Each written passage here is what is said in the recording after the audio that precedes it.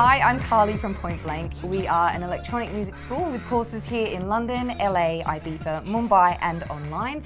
You can study all sorts of good stuff with us here, anything from BA degrees to DJing, music production and sound engineering.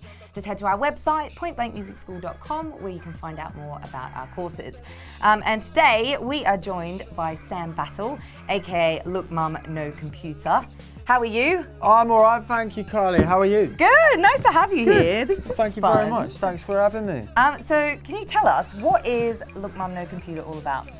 Look Mum No Computer is basically a project that I have, that I make music and I build synthesizers and just mess around with music and science. Amazing. Bit of an electronic wizard, would you say? I try. A little bit? I try. So like lots of magic electric ones. Woo, woo, woo. So today you're going to be talking about the concept of synthesis without a computer. Yeah. Can you tell us a bit more about that and what you're going to be using? Well, like, it's just how synthesis came about. I mean, there wasn't computers back in, the middle of this last century, so this is what was used. Modular synthesizers, the kind of initial design of electronic music. Amazing. Instruments. Well, I'm going to leave you to it. Thank you. Crack thank on. You. Well, so behind me, we have got a real-life modular synthesizer. It's a DIY one that I've built, and this is a small part of it, and just a lot of hours have gone in soldering and working out how to make it work. So basically, what a modular synthesizer is what you've got on your computer making synths, but right up here with loads of wires hanging out. Still makes a similar sound, you just got it all on your hands. So the first modular synths came around in the 60s. Before that, there was a lot of strange designs, but Bob Moog and other pioneers kind of brought it along and created what we know today as this big wall of wires and crazy looking things. So over here, we have a Korg MS-10, which came to market in 1978. It was one of the original synthesizers that were made smaller and more accessible for musicians. You could buy this from an Argos catalogue pretty much. And this is basically a modular synthesizer that has been pre-patched and put in a little box. So there we go.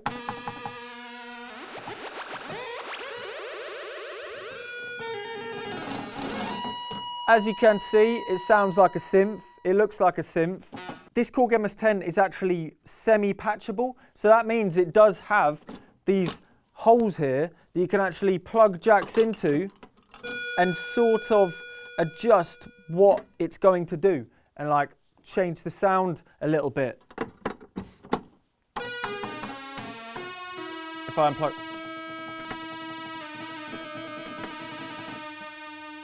So as you can hear, you can adjust the sound and plug it into different things and other synthesizers with this semi-patchable patch bay.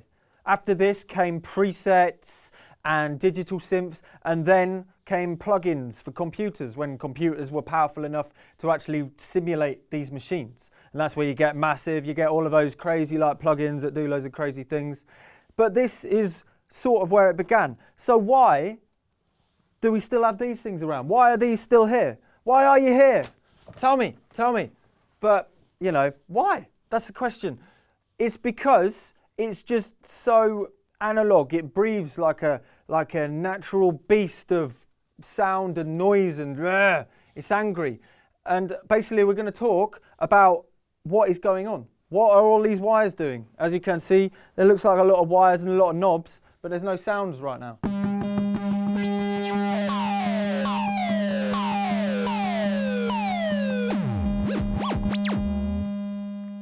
So where it all begins is knowing that this is an analog synth.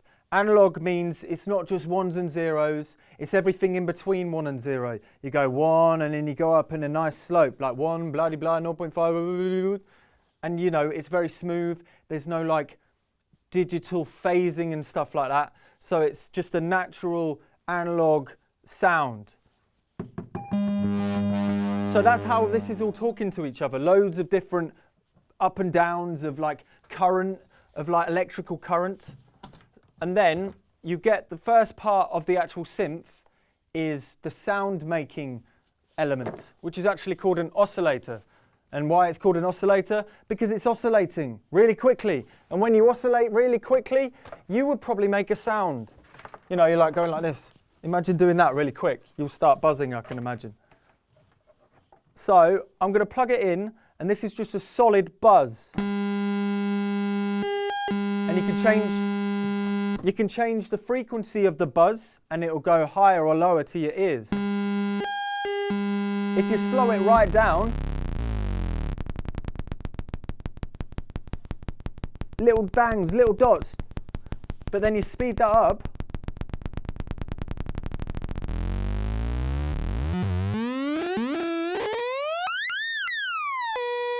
it's exactly the same, but just quicker. But your ears hear it as higher. Really strange, right? So here we can see what you are hearing. It looks like a square. That's because it's a square wave. You get other waves as well, other types, which is this one. What we got here? We have got a triangle wave because it looks like a triangle and it sounds slightly smoother. And you could get even smoother. And this is a sine wave. If you look at that, it looks like this. It should be nice and smooth. That's not quite a sine wave, but it'll do. It's soft, and it sounds softer because there's not as many jagged edges within the waveform. And so, as you can see, this is what you are seeing, is what you are hearing. If I make it go an octave up, it'll actually double in frequency, and it'll look like there's twice as many waves on the actual oscilloscope. Like that. And then if I go up again, oh, that's a lot of squares!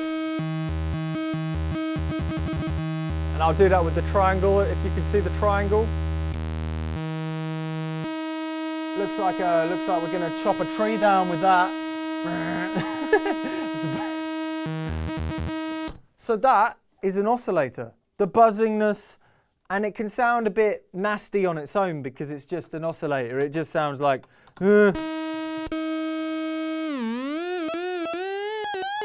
sounds like you've got a bee buzzing around your house. But, you know, nobody wants just a bee in their song, do they? So that's why you need things that modify that waveform and make them a little bit more pleasing to the ear. And that's when we get something like a filter, which will filter out certain parts of the sound and make it sound a little bit more pleasing. So I'm going to plug it. So here we go. Literally, it's just a square wave again. But when I add filter to it, it will actually filter out certain frequencies. And it sounds a little softer. How crazy is that? What that is doing is it's actually cutting out the high end of the audio to make it sound a little softer. And it's called a low pass filter. And you've probably got one of those on your laptop. Add a bit of feedback, like a microphone into it, and you end up getting this like weird. That's called resonance. And the great thing is, this is all analog circuitry, so, you know, it's living, it's breathing, like it's actually happening in there. It's actually working right before your eyes. And then you add more modifiers and more sound sources, and you end up with a pretty nasty sound. Alright, if we get...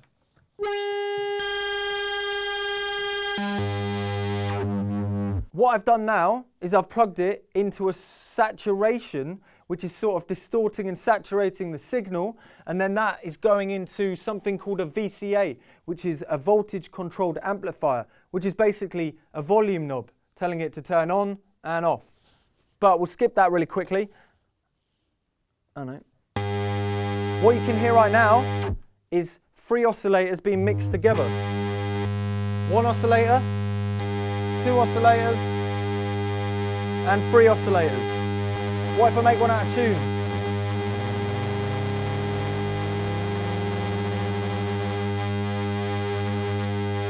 Woo! What about when you want to make this a useful sound in a musical situation? What if you want to make that into a melody? That's when you add analog voltage into the oscillator to tell it to go higher or lower. The more voltage you put into the control of the oscillator, the higher it will go, and the less voltage, the lower the oscillator is. And it's called control voltage, controlling things. And then we go over to this thing, which is called an Arturia BeatStep Pro. And what this is doing right now is it's acting like a keyboard / sequencer that's going to play sequences. And this is controlling the synth via something called MIDI. But you can also, at the back, you can also plug control voltage in straight out of here. But that just means a bit more wires going all over the place. So I'm just going to hit it. And if you can hear, it's going on and off and on and off. That's because this voltage controlled amplifier is being sent control voltage, which is turning it up and down like a robot volume knob. Why is that staying on even though I'm taking my fingers off? This thing is called an envelope generator, which is making an envelope in time, which tells the note how long to stay on for and how loud to be. So if I make it really quick, you can get really plucky sounds because it's analog, there's no CPU to worry about, it's just doing its own thing, discharging capacitors and stuff in there. It's pretty old school. And you can make it a quick attack. So that's an envelope generator. If I unplug this envelope generator from the envelope generator from controlling the filter, which is also being controlled by control voltage, I'll just unplug that. And I plug this envelope generator.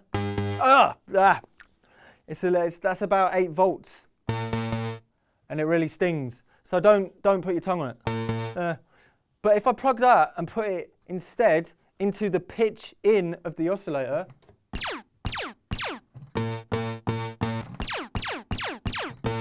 you know, that's when you start realizing that this whole thing is, you know, modifiable completely. So you can plug everything into everything. Right, I'm just going to do that. I mean, if you want to make lasers, then, you know, you've got it there.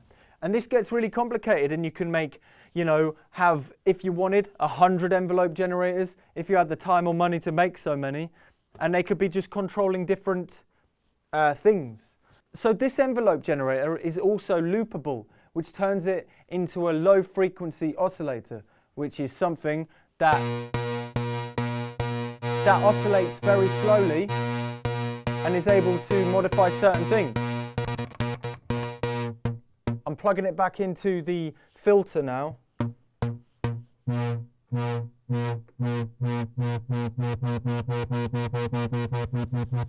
But I'm also going to add another LFO, low frequency oscillator, to control the pitch of the actual oscillator as well. So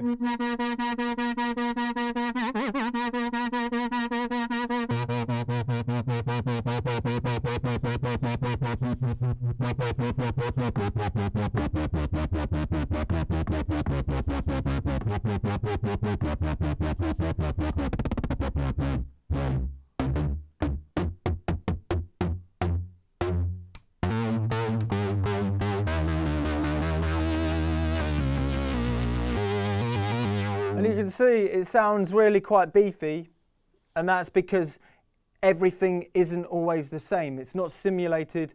The electronics aren't that accurate, so there's always mistakes happening, and it sounds fluid like an animal. So that's one aspect of a modular synth, is these little parts. You could get a lot more complicated. There's things like up here, you've got some digital oscillators, which are actually the same as these oscillators, but just a little bit different sounding. Plug it in. So this is just a plain old digital oscillator. And if I turn it up,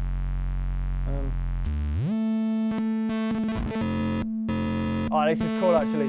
This is called a mutable instrument. This is called a mutable instruments braids, and it's got loads of different types of wavetables and waveforms that you can adjust. And it's even got vowels, like people vowels, like now.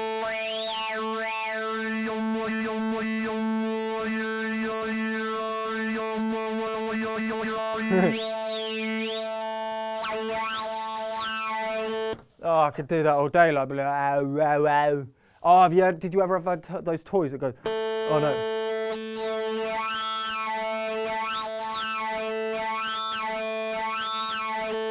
Oh, what would it?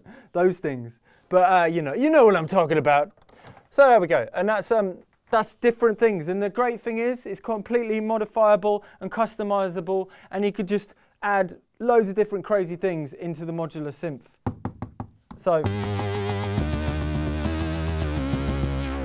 I mean, this is a very large DIY version of a modular synth, but you can get smaller things called Eurorack synthesizers, and there's a heck of a lot of different manufacturers that actually make these things small, portable, and really well thought out, which is a lot better thought out than this one that I built. Over here, there's a lot of panels doing other jobs. This thing right at the back is called a MIDI to trigger converter. And basically what this is doing is it's converting MIDI from this Arturia BeatStep Pro into triggers that turn certain parameters on the modular synth. On this bottom one, there's separate panels that have analog drums inside them, like a snare and a kick, hi-hat, and all that. Ooh, what's that one?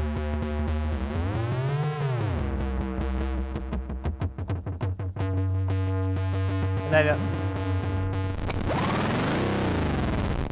bit of delay as well. But that is basically sending 5 volts really quickly to tell these things to turn on and off. And that's how you are triggering certain things to time and playing drums. You could send that also out to the oscillators to make them go pew, pew, pew at the same time as the drums if you really wanted to. That's the wonderful thing about modular is you can do whatever you want, which is great. And then you go over here and you make a damn song. Like what we got in here, like oh jeez, oh maybe not that. But see, like I'll turn this.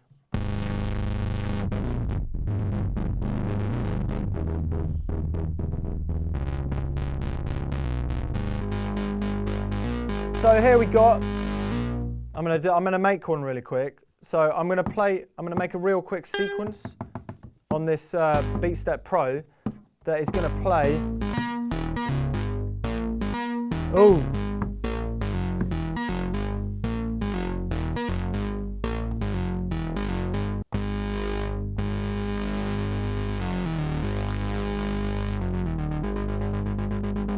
So I've really quickly recorded in a sequence into this BeatStep Pro.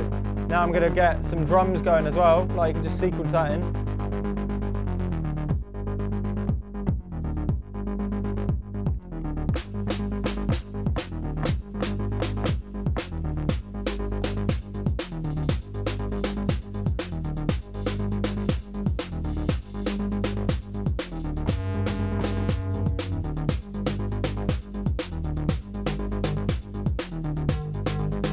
And there we go, like. And then you just.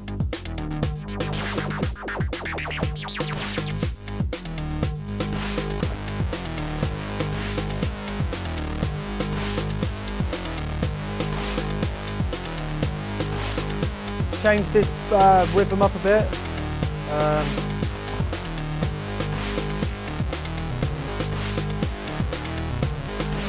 Nice.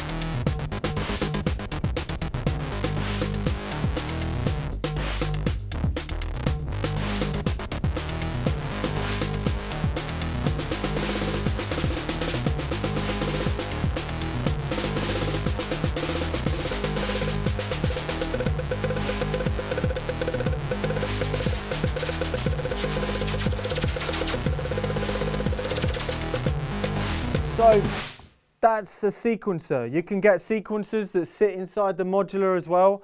You know, there's ones with knobs, there's loads of different types. That's the great thing is you can completely customize your sound and the way you work with your setup. The great thing about the BeatStep Pro though is you can plug this up without any latency to Ableton, Logic, whatever, and you can actually play this with your DAW and record in and just make some crazy beats and integrate the, you know, a synth outside, in the outside world, with the synths inside your computer, which is great, you know, it's great. So how much does it cost to buy these things? They're actually pretty expensive, I'm not going to lie, unless you build it yourself, and then it's pretty damn cheap. I mean, you'd be surprised, maybe this whole thing was possibly, I mean, it's still a lot of money, but maybe £1,000 over the space of 2 years, which isn't that much if you think about it. Like, you could spend that much on a piece of software. But like, this is in front of you, and if you were going to buy it, like pre-made, which a lot of people do, could probably cost up to 8 grand maybe if you something crazy like that. Right, let's take it out. Okay, so inside here is a power supply, and this power supply is basically just 6 capacitors that is filtering out a 12 volt AC current to make it usable with these modules. And then it's just got wires running to pieces of this stuff, which is called strip board, which is basically just strips of copper that is conductive that you solder onto to make them connect to the back of these.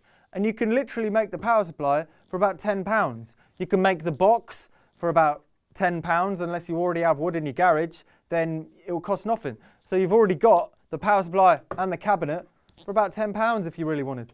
So this panel that I've got in front of me here is actually a low pass filter. And what that is the filter that we spoke about before. But this is basically just a piece of aluminium that has been hand drilled and then spray painted black with some silver Sharpie on the top of it. So that's it. So let's turn it around and look around the back. How simple is that? You wouldn't have thought it was going to be that simple, but it really is. So what we've got here is another piece of strip board. Like I said before, you can buy it just off eBay or Maplins or something. And what this is it's just a piece of copper clad that has been segmented out to strips that you can make circuits on. And then you get the components, like this one, and you just stick it on, and you stick it in the ways you want, and you can download like schematics and layouts of how these components are laid out, and then you literally just solder them into place. It's as simple as that. So this one is actually one of the first ever modules I built, and it's based on an MS-20 filter. So I found this schematic and the layout for the actual strip board on a forum called Electro Music. I literally searched up DIY MS-20 filter, and then this layout turned up. So I was like, right, I'm going to do it. I ordered the parts from a place called Rapid Electronics, which were quite cheap, and I just gave it a go. Initially it didn't work and it drove me mad. It actually worked out that I put a resistor in the wrong place, and that, made it not work. So I fixed it and it worked, and I was like, whoa, it works. It's amazing. So that is how simple a circuit is, and I think a filter would be good to start with because you can plug things in like other synthesizers, and you can, make it very simply. It's as easy as that. But there is another way of doing this. You don't need to do strip board. You could actually make it from PCBs, which are printed circuit boards that you actually buy from the internet, and then it's a good head start. It kind of reduces the amount of mistakes you're going to make, and it's using pre-designed circuits. You can even make modules that are already products, but for cheaper, because you cut out the labor costs, you cut out all the manufacturing costs. You're only paying for the person's love of designing these machines. And a good place to look for the UK would be Fonk, which is a website, fonk.co.uk. There's a lot of kits you can purchase, like a place called Bifarco, and lots of interesting companies. There's a lot of synthesizer modules you can purchase that you can build yourself, and they don't cost much money. I'm talking maybe £40 for a whole module if you're going to make it like this. But if you make a kit, it might be a little bit more, like 60, 70 pounds or something. So I'm going to take this off. This is quite a big one. This is a triple oscillator, which means there's 3 oscillators that are voltage controlled, and this is a little bit more complicated, but they've got PCBs in the back. So this is a triple oscillator. There's 3 oscillators here, and they've got like all the dials and stuff, but on the back it's actually got PCB boards, and these are pre-designed oscillator circuits, and you just buy the list of components, and it's like dot to dot. You're soldering the parts, and it pretty much works every time. You might have made a mistake, you might have accidentally soldered a blob in the wrong place, but it's sort of easy to work out what mistakes you've made. And then in this way, it's not Eurorack, so I have soldered it to different jacks. There is a bit of a modification I've made, which is actually on another bit of strip board, and this is actually to make preset tuning, because you always want to be in tune. But that's a lot of wires. It doesn't look that easy, but if you break it down to just one PCB board, you only need to make one, and it can be as sparse and as easy to get your head around as this. So that is another way, PCB boards. So this completely opens up. This means that you can make a synthesizer for not much money. You can experiment, you can understand more about sound, you can understand more about electronics, and you can start making modifications and like making up your own designs and messing around with electronics and even making completely new sounds that you never thought you could make before. And the great thing is, for tools wise, all you really need is a soldering iron. Or never hold it like this though, not when it's on. But try not to hurt the bit, touch the bit, it's hot, and a pair of pliers. And maybe a pair of scissors to cut the little bits of wires that you don't want them to be there. And after you get the hang of it, it's really quite simple. So I thoroughly recommend to give it a go. So if you don't want to jump in the deep end and start making modular synths and worrying about the power supplies and stuff like that, I would definitely recommend a circuit called an Atari Punk console, which is actually only powered by a 9-volt battery. It's really good because there's a lot of information about it on the internet. So just type in Atari Punk console and you'll really see how simple this little noise-making device is. It would only cost you £5, really. It's only going to be £5. If it doesn't work, what's the matter? At least you've experimented. But I can promise you'll end up being so annoyed that it doesn't work that you'll end up making it work. So, it'll be as easy as that. So I definitely recommend getting in to electronics and messing around with sounds that you can record in and put on top of your music, or making whole songs and whole modular performances like I do. What are you going to lose? So yeah, thanks. Thanks very much. I've been Sam. This is a time pit and you're going to have fun. Ciao.